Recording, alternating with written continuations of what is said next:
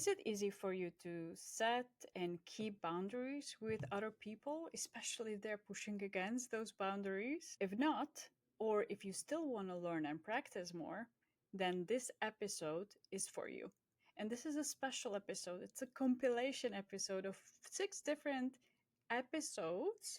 We cut some important segments with some key insights from these 6 episodes around boundaries, because apparently this is a popular topic in difficult conversations. Now, before we dive in, I wanted to share with you the first episode is with Becky Upchurch, where we talk specifically about setting boundaries with people. Then there will be a short segment with Emily Ahrens when she was setting boundary with her husband, how she's going to show up in her business. So you can tune into that. Then we'll talk with Whitney Cobran about boundaries in modern dating. The next episode with Chris, we are exploring how to set boundaries with your partner, maybe around their unhealthy eating habits. The next one will be with Heather Garbat around the structures, creating structure or boundary for the difficult conversations that supports you and your partner in having these difficult conversations in a calm and loving way. In the last segment, Chris and I are talking about what to do or not to do in the situation when somebody at work steals credit, steals your credit for the work that you did. So, what to do in that situation? Do you set the boundary? Do you say something? Do you just let it go?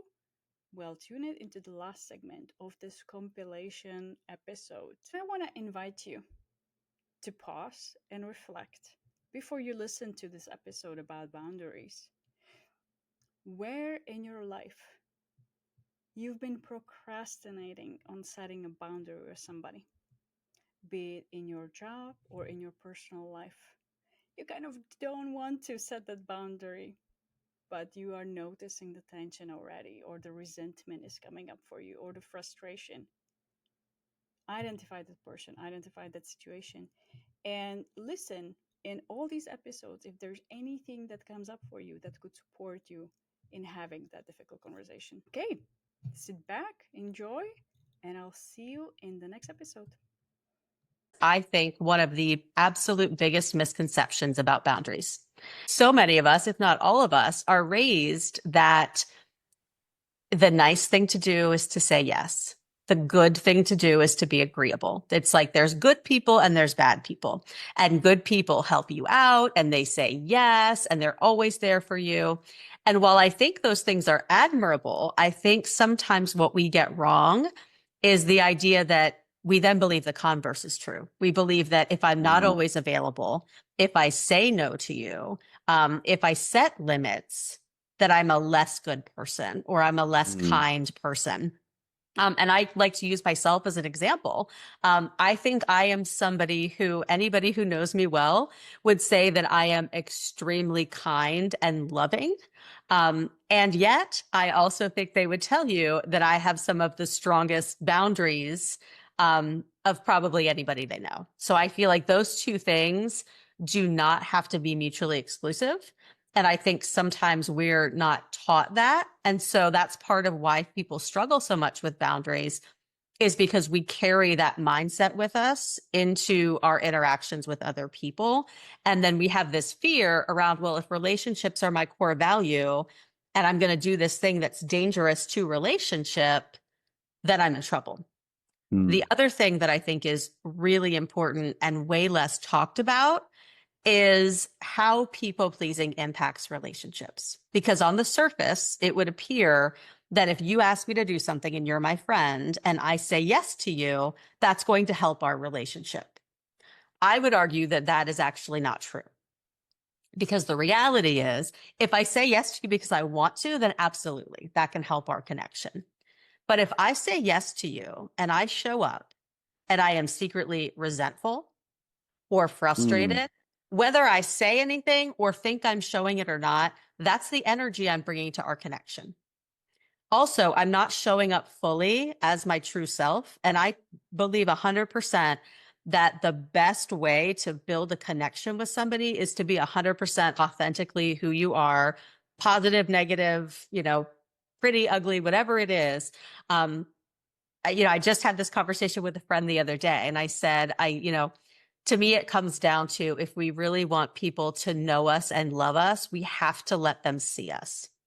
And so if Mm. I am showing up and I am showing up as my representative, I'm showing up as the friend I think I should be, I'm not really letting you see me.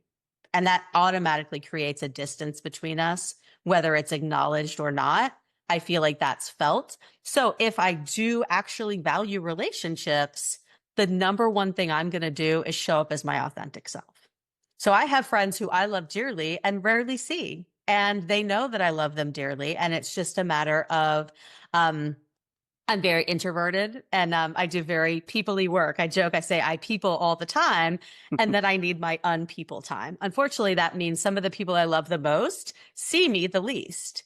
But I talk to, I have a friend I talk to almost every day. I call her my wise counsel. And I've mentioned her multiple times when I've done podcasts. I'm sure people are like, who is this person? But, and it's funny, I joke around that, she recently moved further away from me, and I was so sad about it. And I said, you live 15 minutes away and I haven't seen you in person. I've seen you in person once over the last year. So I think it's also, connections can be built in different ways. But again, to me, it goes back to being willing to really be open with somebody and saying no if it feels like a no, and trusting that if that person is really somebody who cares about you and wants to know and love and understand you, that it won't damage the relationship. It'll actually make it stronger, because that person will also know that when it's a yes, it's an absolute 100% yes, and it will make them feel valued and seen and appreciated.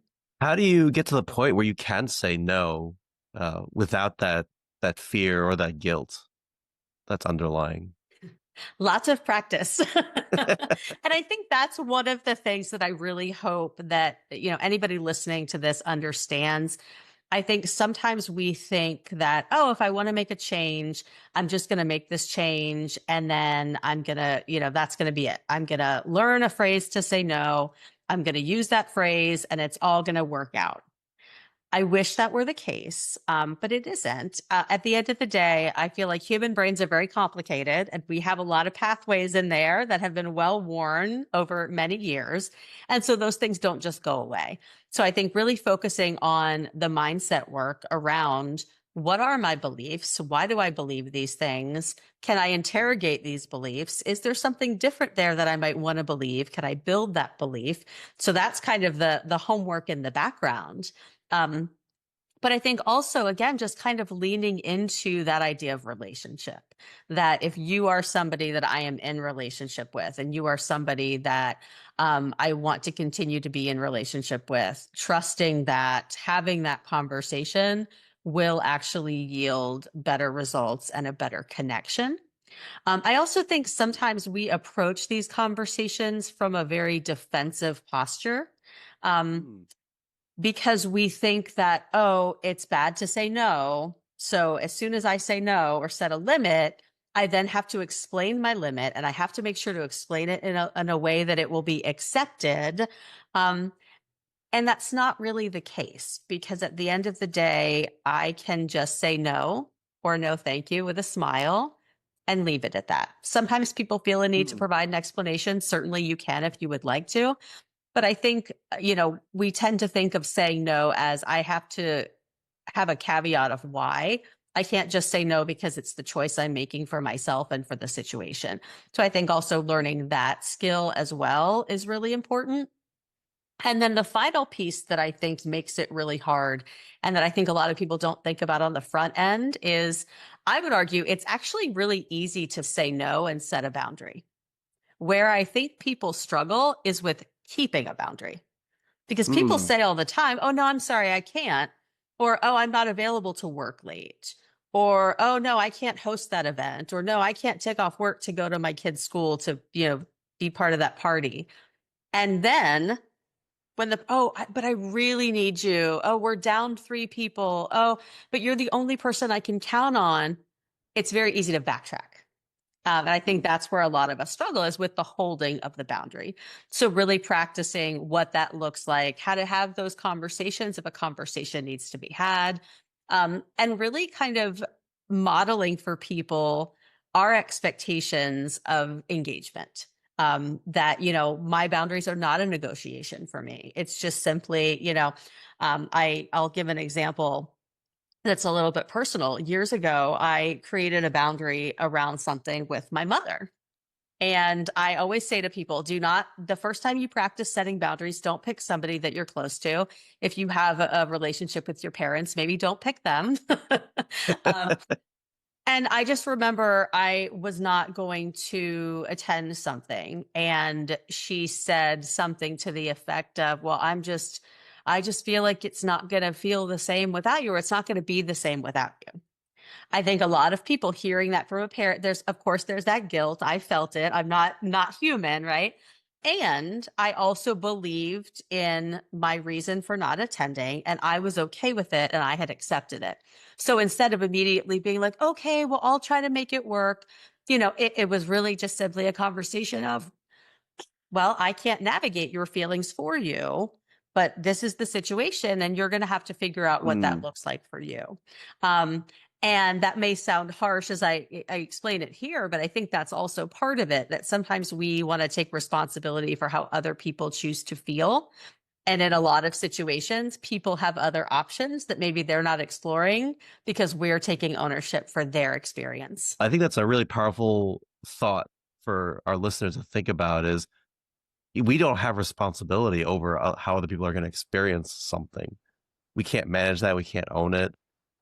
And not that we should purposely try to make people feel bad, but it's not our responsibility to how they react to things. I think that's really powerful, to distance yourself from that. Thanks for sharing that example. What would be the first step, a small step they could start doing to get better at setting boundaries? So the first thing I would ask them would be why. So for example, if you are trying to set a boundary with a friend, and you're like, I don't know what it is, but every time this particular person asks for something, I just feel like it's impossible to say no. And so I would say to them, okay, well, let's imagine, okay, what's the last thing that person asked you to do? Let's imagine you say no and you set the boundary you wanted to set. What's going to happen? And then what's going on in your mind when that happens? Because what I think a lot of people don't realize is, what we are experiencing, what we're feeling, is all created by what's happening inside of our brain. So what are you thinking about that thing that's happening? And sometimes I'll give examples of a situation happening to two people, and it's identical situation, and they have a very, very divergent lived experience, because one person is having a thought that yields some positive action, some positive emotions, and the other person is having some really negative thoughts that lead to negative emotions and maybe negative actions or a lack of action. So really looking at, well, it's not the saying no that's causing you the discomfort. And it's not even that person's reaction that's causing you the discomfort. It's what you are making it mean. It's what you're making it mean about the relationship. It's what you're making it mean about you. So the first step is really identifying what that is, and then again, exploring it. If it's, oh my gosh, Lucy is mad at me now because I said no to her. Okay, well, is Lucy really mad at me? And if she is, what does that mean? Does that mean, oh, I'm thinking Lucy is mad at me now and our friendship's going to be over and then I'm going to be alone, and my inner narrative is kind of going down a rabbit hole. And I think a lot of times we do that without even realizing it. And I know I see this in my own life all the time. And I'll sometimes do a brain dump around something. It's like if I'm frustrated with something, or I'm feeling anxious, or I'm ruminating on something, I'll just write it on the top of a piece of paper and just bullet everything that comes to my brain. And usually the first few bullets are totally things I'm like, oh yeah, like I said no, like maybe Lucy at the top of the page. She's mad at me. I can't believe I said no to her. Oh, all surprising, all not surprising, all not surprising. And then eventually I'll hit on something that it's like, oh, I didn't realize that was rattling around in my brain. Maybe that's the thing I'm stuck on that I can't move past. So the first thing I would tell them is figure out why this is bothering you. Figure out what the root of the discomfort is. Because if we just try to say, okay, well, I'm just going to pick, I can give you phrases of things you can say, and I can give you ways to navigate conversation. But if you don't pair that with what's going inside your head, then next week we're going to have the same conversation. And the week after, we're going to have the same conversation because we're not actually creating change. It's like if you have an injury and you just keep like, oh, I'm just going to like keep rinsing it off. And it's like, no, you need stitches, or maybe you need, some advanced medical care. Like we can't just keep, brushing off the problem. We really have to kind of go a little deeper to figure out the solution. Becky, you are hitting on the exact framework of cognitive behavioral therapy right there, right? The fact that our thoughts influence our feelings and influence our behaviors. And in cognitive behavioral therapy is really just focusing on how do we change those distorted thoughts or start challenging them ourselves. Because otherwise, you're right, we can give you the things to say or do, but you're going to keep getting into the same pattern and then end up in the same place eventually anyway. Your husband was kind of mixed in terms of what supporting this journey of yours. Tell me about that. Yeah, when I was shifting my identity from this like broke healer who could to I'm now a 6-figure mindset, this is who I am. He was not on board with that. And he was like, I don't know who you think you are, but this is all BS. And like, I think you're full of it. And it wasn't initially, I was just like, heartbroken that he didn't support me and love me for who I was and who I was becoming. Because really, I had not been a different person. I'd always been doing this work. He met me as I was, working, doing this stuff. So he always knew I was, in the industry. But I realized that after doing deeper work on myself, that he was a reflection of my own inner self-doubt, my own inner self-critic. And when I was able to kind of reconcile who I was, what I was here to do, and really find my footing and say, yeah, I was chosen to do this and I choose to do this. This is what my life's purpose is, my passion. And I'm like a locomotive train. And I said to him, like, you can either hop on this train or you can get out of the way. I don't want to run you over, buddy, but that's what's going to happen. And he did. A miracle happened. I mean, we had an enormous miraculous shift in that it felt like one day he was like, I don't know what you're doing. The next day he's got like pom-poms out and he's cheering me on. And even to this day where, I've had highs and lows in my business and if I'm going through something, he's like, you got this. If there's something I know about you, you'll figure it out. It's always going to work out. You got this. And he's always really supportive of me now. Oh, it makes a big difference when you have a partner that's supportive and with you and backing you up 100%. Totally. And I mean, even just saying that now, it's like I look back, it's history repeating itself. I had parents who really weren't supportive, and now I have a partner who's not really supportive. And so there's another level of me allowing myself to be loved and allowing myself to be supported in a whole different way. And it's very healing to be able to tolerate love and support. I think that's another component of success that people really have a difficult time putting their finger on, is really raising your tolerance level for love, support, finances. We can only tolerate so much, and we hit this sort of ceiling and sometimes self-sabotage. So that's part of the work of what helped me and what continues to help me, is to look at, where am I limiting myself? Where am I putting these self-imposed limitations on? And what can I do to help expand that? At what point do you think about people should start having the exclusivity conversation and even the larger conversation around assumptions and expectations and boundaries? So good. So I believe that the commitment conversation starts on date number 1. And here's how you do it. If you just say, I'm looking for a serious relationship and I want marriage and kids and I'm not settling for anything less, that person's going to be like, whoa, hey, hold on, I just met you, I don't know. So, but you also don't want to be like, oh, I'm just dating and we'll see, I'm having fun and whatever, because then that person's going to think that that's all you want. So you have to say both what you're looking for long term and how you're going about it in the short term. And I think it's a interesting, I would never have thought of it that way, is even on the first date, being clear kind of about what your overall intentions are, but also how you want to get to that point. Yeah. So it might sound like, I'm really looking for a life partner. I want someone to raise a family with. I want to travel. I want to be old together in rocking chairs and have that lasting love. But, right now I'm just taking my time to get to know people. I'm dating and I'm just open to seeing where it goes until that special person and I decide that we are going to be exclusive together. So first of all, anyone that does, like, oh no, I can't handle a boundary, goodbye, like, you don't want that person in your life anyway.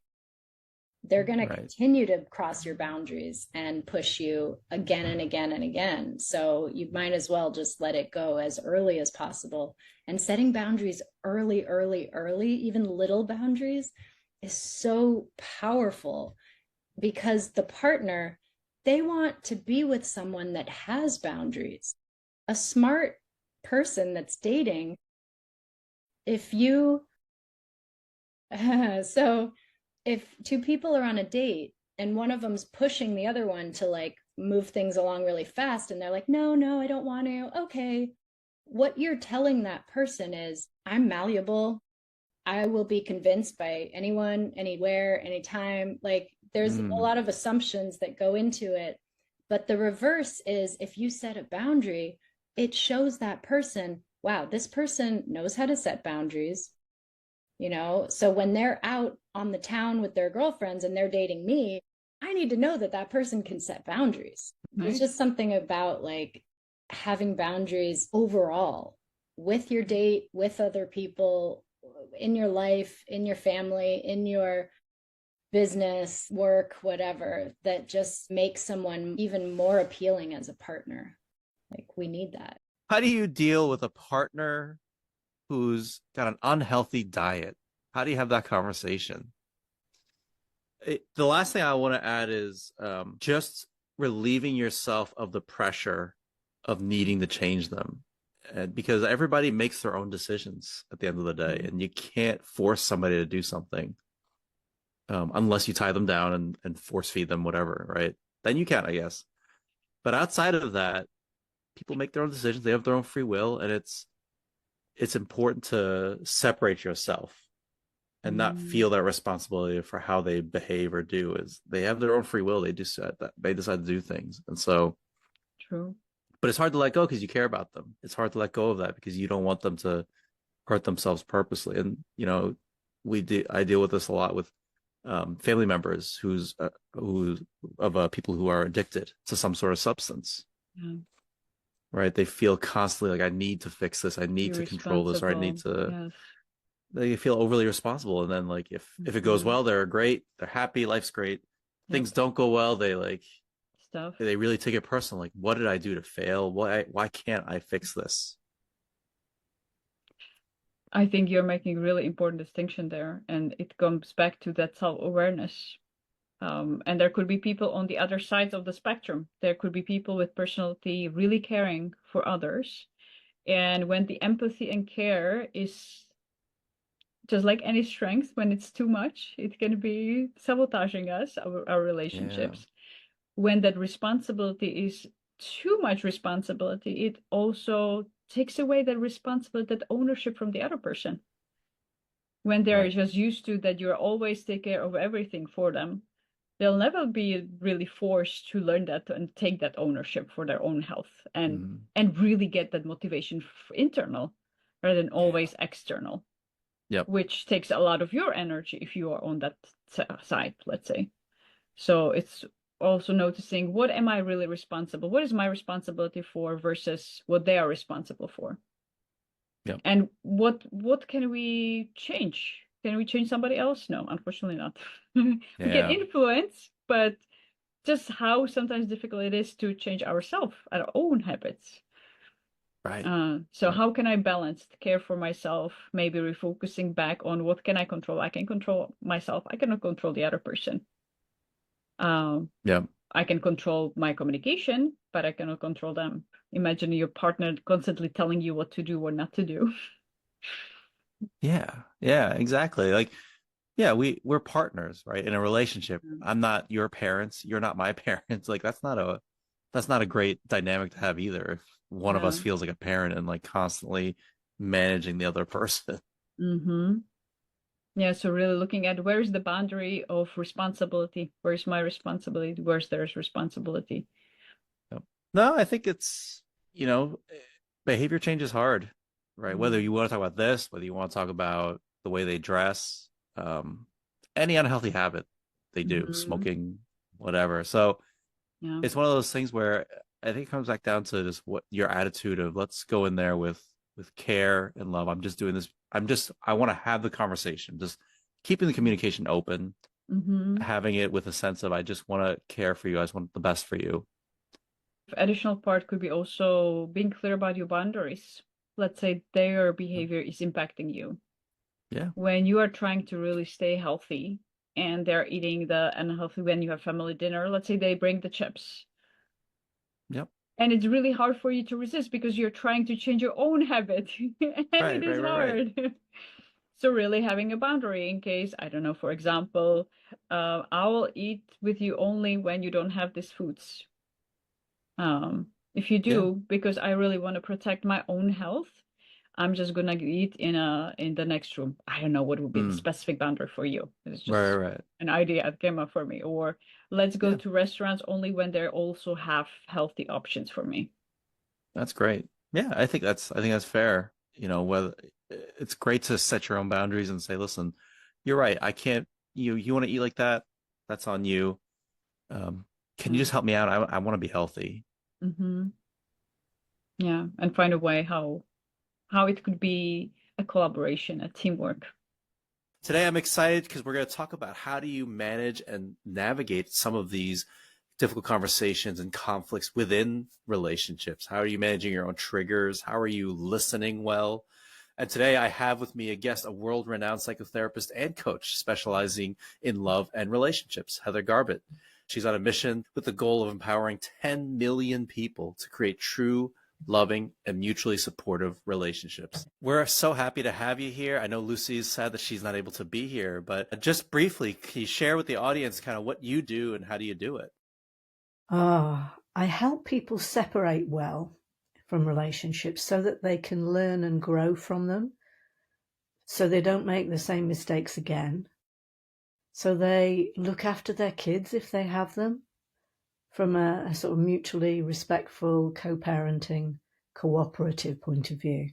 So they don't do their kids damage, so it doesn't go through the next generations. And so they don't spend all the money they're going to need to create two homes on lawyers' fees. So that's the first part of what I do.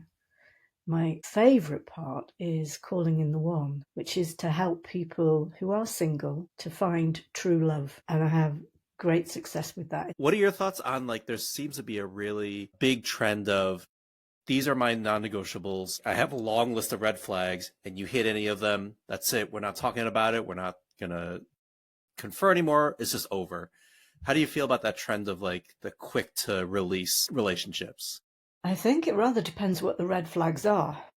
If they come under the heading of manipulation, abuse, disrespect of boundaries, any of those, out the door. Absolutely. I suppose I'd quite like to ask you what you were thinking of when you said the red flags. Are those the sort of things you were meaning?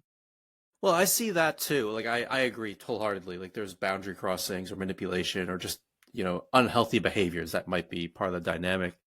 I also see things like a red flag is if they don't like to eat this type of food, or if they don't like to communicate in this way or that way, or maybe they don't show their love in affection. They only like to show their love in gifts, right?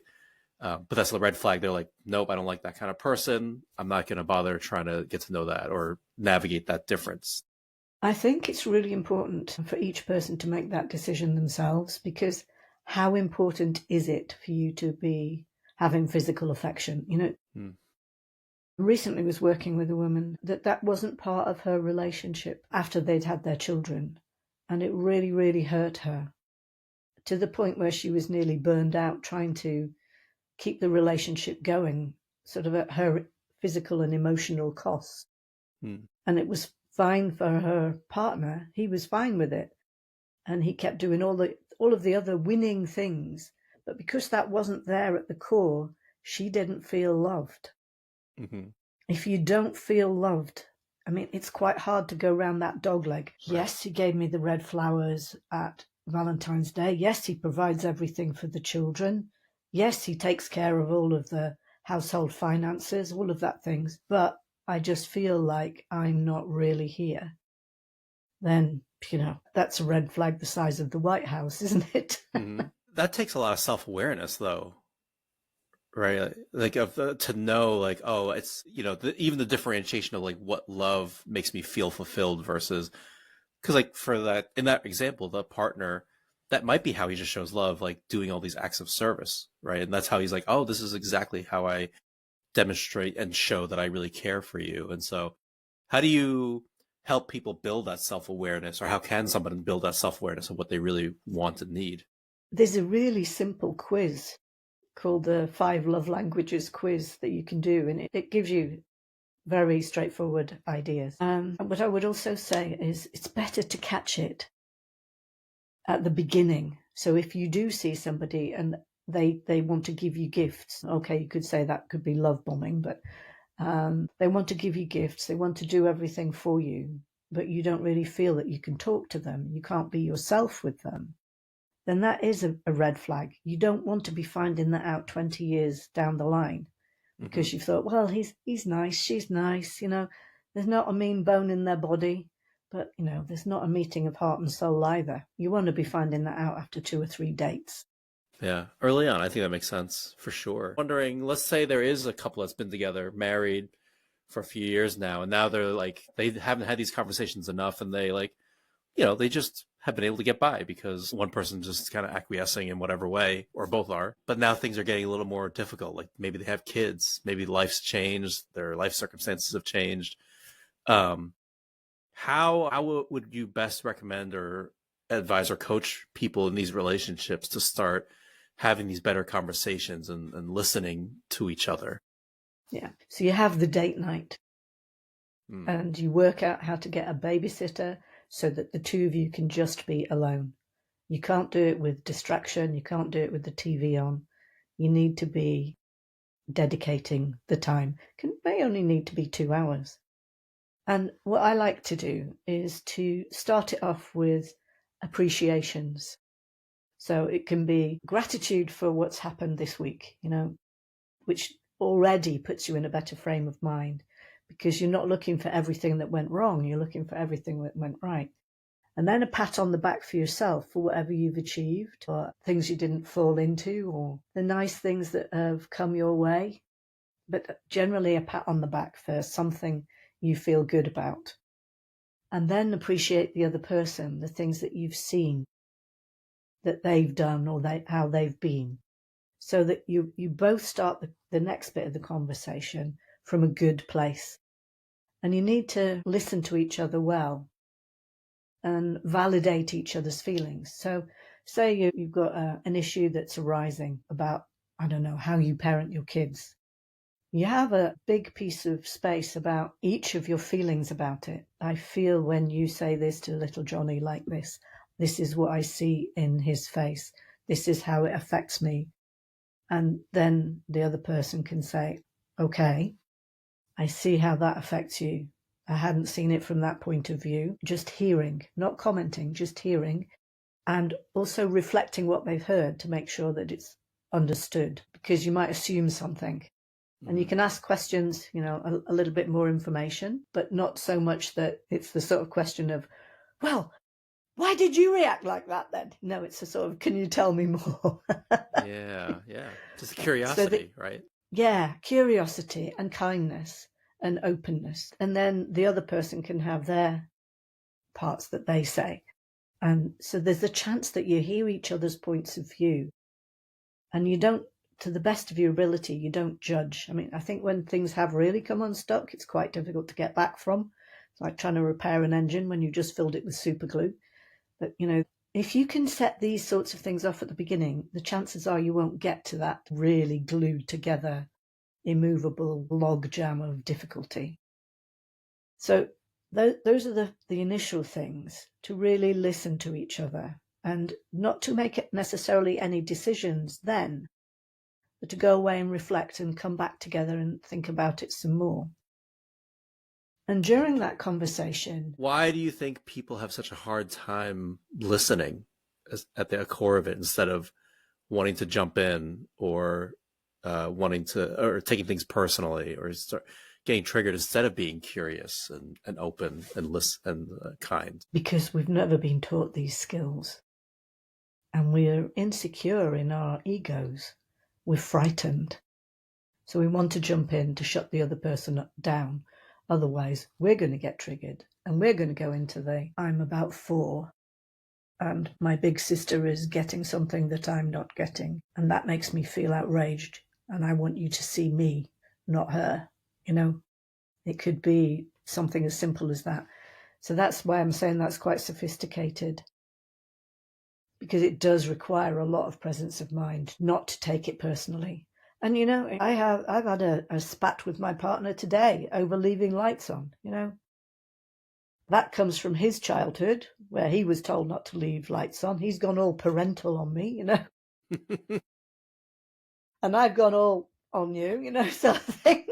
And we've had to sort of calm ourselves down and come back to it and talk it through. And, okay, you went parental, I went infantile. Shall we start that again? Shall I explain to you how long the lights have been on, that they've not been on overnight and just put them on 2 minutes before, but you came in at that point and you thought they'd been on overnight. That's where you go. And I can really understand you're worried about the energy costs going up and you want to take care of things. It's not necessarily exactly as I've described, but that's where we go. That's where we go when we get triggered. We get fragile, defensive, retaliatory, moral high ground. Yeah.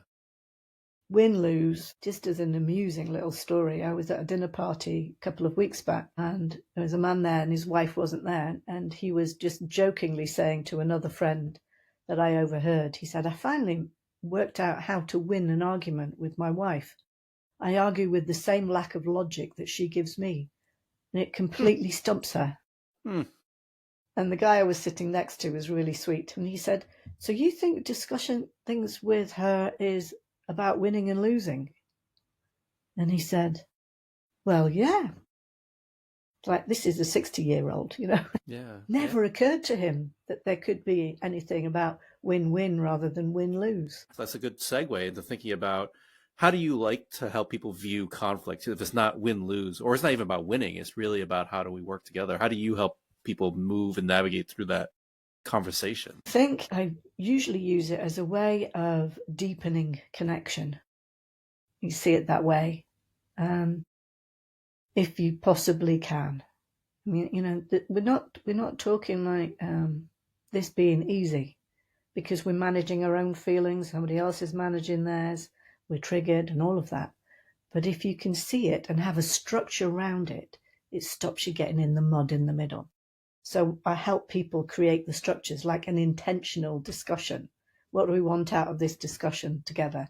We want to come out with some sort of understanding and a deeper connection together. We want to come out being able to cooperate better. We want to maintain our respect and love for each other throughout. So, that requires you to communicate with helpful language. So it's not judgment, it's not criticism, it's not stonewalling, all of the things that Gottman talks about. It's not that taking the mickey out of somebody. Do you know that phrase? Is that an American phrase? No, it means mocking somebody unkindly. It means listening with respect, listening with love, being open, taking responsibility, honouring your feelings and honouring the other person's feelings, and working towards a win-win. Which step of that do you find the hardest for people to grasp? I think actually making the structure, because people just generally go at it hammer and tongs. There aren't that many relationship skills lessons about. You don't get taught that at school so much. Some forward-looking schools you might, but not generally. Yeah, so there's not the intentionality. It's like driving without a map, without a sat nav to guide you. What do you do when someone steals credit for your work? Do you speak up? Do you keep quiet? Do you confront them right away? Let's talk about that today.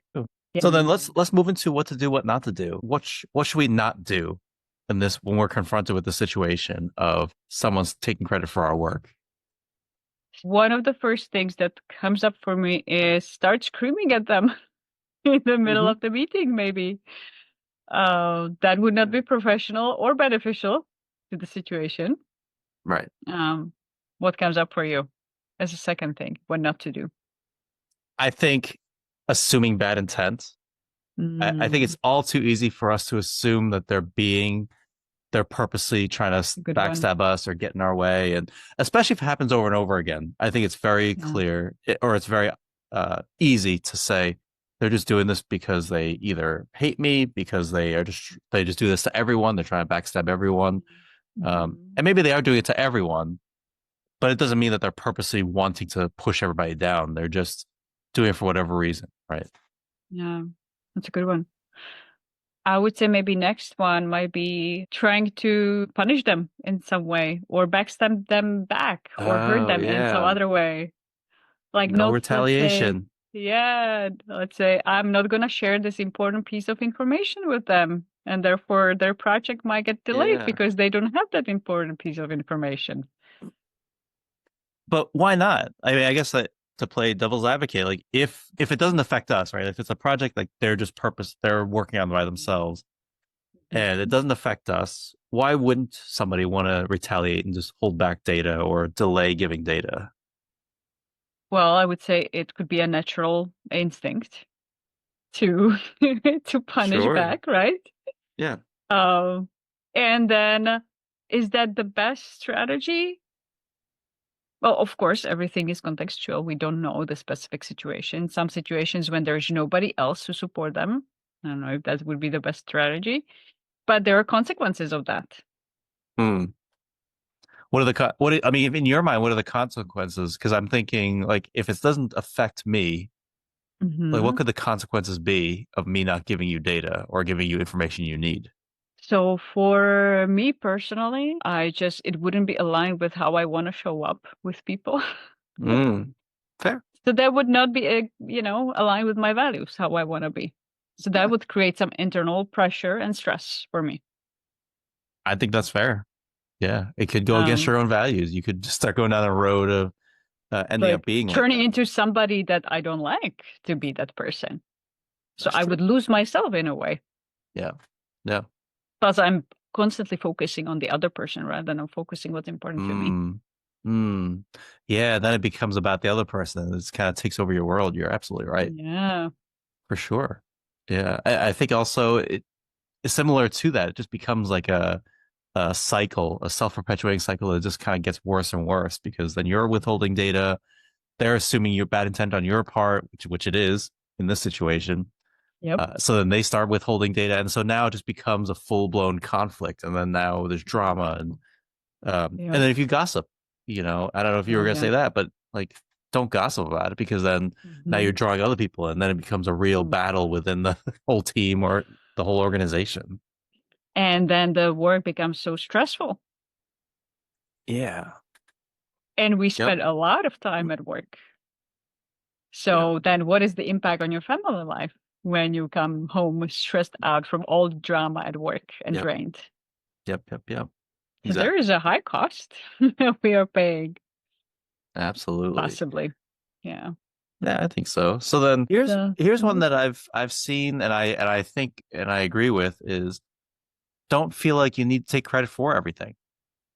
Sometimes it's okay to just let it go. If they take credit for something small or something minor, or it's okay to just share credit sometimes. Just let them have the credit. So, what do you think about that idea? Well, that's a good one. What's coming up for me is how do you know when to let go and when to really say no? This is not acceptable and set the boundary. Yeah, well, that goes into one of the things I want to talk about in terms of what to do. So how do you address it? And I think that's one of the first things I want to share or talk about is you have to assess how severe it is. How big is their stealing credit? Is it for, you're doing a presentation? Is it them doing, like saying they made the slide when you didn't? Is it them saying they did the entire project or did the entire work all by themselves? Are they taking credit for some of the analysis you did specifically? Some of it doesn't really matter, right? Like if they want to say they made the slides, does it really matter if they made the slides or not? Maybe not, probably not, in my mind at least, for the presentation. If they say that they took credit or they did the analysis that you did or that they did everything of a group project, that matters a little more in my mind. But severity, I think, kind of matters. Does it really matter whether you get credit for a specific thing or not, or whether the work you did like really means a lot that you did this? So it could be asking, if I don't get the credit, would that hurt me in my career progression possibly? So if it's something small, like making a slide, might not, but creating the analysis, creating the data, analyzing the data properly and suggesting new ideas, that might be already more impactful if somebody else gets the credit. So kind of pause and reflect, I'm hearing, as one of the first steps. Right. Rather than react. I mean, that's all we ever talk about, right? Like, how do we be more intentional and how do we respond instead of just reacting in the moment out of our gut?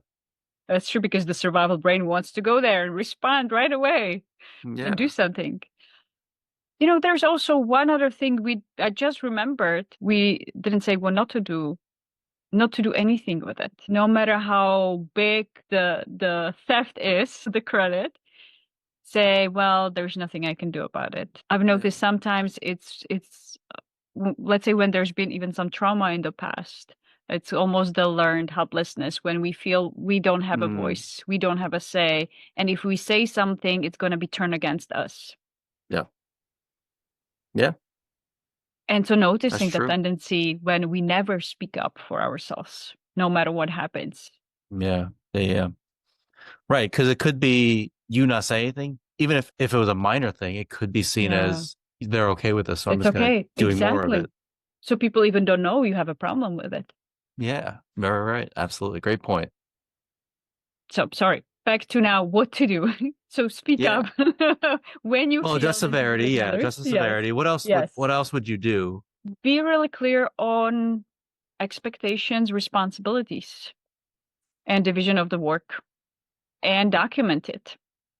So then when somebody is trying to say, no, I did it, looking at here's a lot of documentation proving this is what I created, this is what I added, the value. Yeah. And be proactive. That's exactly it. Be proactive. I think it's incredibly important to document what's happening so you can be clear about what everybody's contribution is. Yeah. Right. That way you can be clear with your supervisor, like, hey, we have this project. This person from the other department did this. I did this. Timmy did this. Lucy did this. It's very clear right away. This is the work we're all doing together. Right. That idea of being proactive is good. I've seen also some people suggest, like, if you're doing a presentation, having a slide at the end that lists all the people that worked on it and their contribution. That way, good one. I like it. It's not about me just saying in the moment, right? If you're presenting something, now if it's an idea in the, there's no way to like show a slide if you're just brainstorming somebody, right? Yeah, I like that kind of proactive, giving credit to everybody and thinking about who else contributed to this. I love it. Yeah. What else would be what to do? So when we said don't make assumptions, have a conversation with the person. Yeah, literally just ask why. I think it's too easy to assume bad intent. And, people, if we go in with that, maybe they did it for bad intent. You don't know that though. And so it's important to just rule that out, right? Stay professional in these kind of situations, because it's possible that, some people are just not good at public speaking. They get nervous. So maybe they intended to say, we thought of this idea, but in the moment, their brain is just kind of freezing up and they say, I thought of this idea, right? And so they didn't intend to. Yeah. They just had this brain freeze and they just stuttered and they said, I thought of this. Yeah. Right. And they don't know how to go back because they feel bad about it. Anything else you would add how to prepare for this conversation? I think think through what your goal of the conversation is. And so it might have to be a range. It might, like, the ideal outcome is they agree and they feel bad and they say sorry. If they don't do that, what's the next thing you're okay with getting, right? Like the negotiation they call the zone of a potential agreement. So like, what's the least you're willing to accept, right? Yes. Is the least you're willing to accept that they acknowledge that it wasn't right, even if they don't say anything else or whatever. Or they admit that it was your idea, whatever it is, but you got to figure out, like, what's the least you're willing to walk away with. That's a good one. And what do you need as a result of this? Do you need them to say they're sorry? Do you need them to, acknowledge it and send an email to everybody saying, sorry about this, my bad. That's a good one. But what's the least also? Like, in the event that they won't accept those things or they feel threatened, so they're not going to agree to those things, what are you willing to at least walk away with? I like that. And I wonder if one of the next steps could be also, what is the boundary in case it happens again in the future? Yeah. How many times would you have the conversation before you take the next step, and how to communicate that? And what would be the next step? Talking to HR, to another leader. Yeah. Is it a pattern or is it just an isolated incident? Like it was a slip up during a presentation versus during almost every brainstorming, you say an idea ahead of time and they take credit saying that was their idea. That's a pattern, right? Yes. Yeah. And when they try to even, say, no, well, you didn't say that, I say that, kind of almost gaslighting in the worst case scenarios, let's say. Hopefully that doesn't happen that often. Yeah. Let's hope not. But let's go into the actual conversation. Let's break it down. And so you said you like to use the word help me understand. I agree. I think we agree. Don't say why, because why is pretty threatening. Although there are times you can say why. Yeah. It depends also on the tone of voice. Right. That's the tone of voice is what I want to bring up, is because I can't use help me understand, because when I try to use that, it sounds condescending or aggressive. So I have to say something like, a good one. I noticed that, like, when I bring up these kind of things, I have to say, Lucy, I noticed you said that this idea was yours during the meeting. I know we just talked about it last week, and I had this idea from our brainstorming session. So, what happened there? I like to leave it even more open-ended, but because that's just the only way that I can say it. What happened? That's open-minded and authentically. I think it depends on your personality and your tone of how you're saying it. Yeah. For me, it's like, I want to understand what happened. Yeah. I want to know your perspective, your side of the story. Yeah. Right. Like, I always feel jealous or envious of people who can say, help me understand. And it sounds super open and compassionate and warm, because I just can't say it that way. It sounds just condescending if I say it like I'm saying it to a little kid. That's fine. That's a good point that you're bringing up. I think really we need to think what sounds authentic to us. What can we say without having that negative feeling around that, maybe? Yeah, right. Where we can be genuinely open and curious, rather than feeling that doesn't fit to how I would say it. So oftentimes also it's not exactly about the exact words. It's really about what is the energy, and how can we portray that energy? Right. There's no perfect conversation. We try to make it perfect. Sometimes I hear clients, but I'm not comfortable talking directly to that person. Yeah. Because maybe they're worried about, or in the situation that the leader took the credit for their idea, which might be more, how do you give that feedback to your leader? Yeah. That might be a tricky situation, because they might be having more at stake in case the conversation doesn't go well.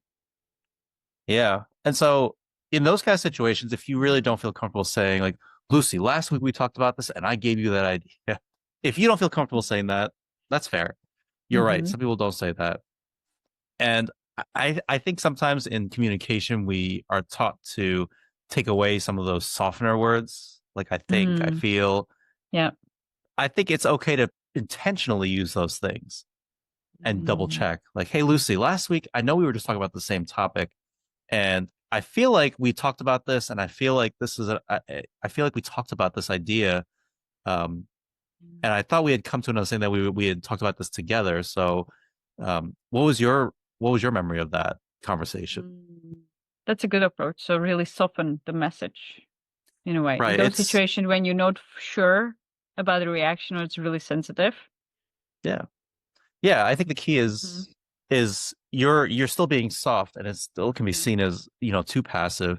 The trick is you're using it intentionally. You're trying to soften it on purpose so that you're not directly accusing and you're giving them a chance to get out, but you're also being very open about what they remember. So it's not saying, do you remember that we talked about this? It's, what do you remember about that conversation? So you're guiding them to force them to remember something about the conversation.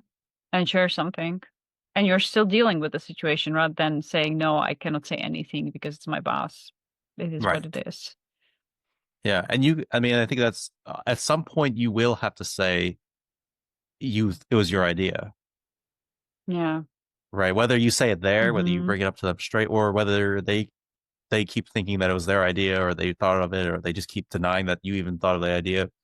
There's no way, like, you can't force somebody to think something else or say something they don't want to say. So you have to eventually say it and see where it lands and see what happens. And you can also document that. You did say that. You had the conversation. Let's say if there are other behaviors from that boss that might not be the best. As long as you document it, then you can also have HR possibly be on your side. If you don't document, there's not much they can do to help you. In case it gets to that situation, hopefully not. Yeah, but you can at least document that you had the conversation and that you disagreed on where the idea came from or who did the work on this thing. Yeah. And I think the takeaway, big question I always ask leaders, or I always think about even for myself, is, do you want to be right or do you want to be successful? So is it more important that you get credit for this, or is it more important that this project is done, or this work is done, or this idea is implemented? Right? You have to decide that. Like, nobody can decide that for you. You have to decide for yourself what's more important in that situation, or that idea, or that work. You kind of did a great job summarizing it. Anything else? I would just highlight for those people that are on the more empathetic side and they don't want other people to be upset with them. Really learning speak up for yourself. Because a lot of time, if you don't give them even an opportunity to get to know you, that's something actually you didn't like, there's no way in the future that you can be successful in that regard. So really giving both yourself and the other person an opportunity to learn something about you. Hey, this is what happened. And maybe, again, if we don't assume the worst intention, it could be they just forgot, or they just had so many ideas, they're not organized, or they were stressed out, and just like you mentioned in that example. Right. So better speak up rather than be silent all the time.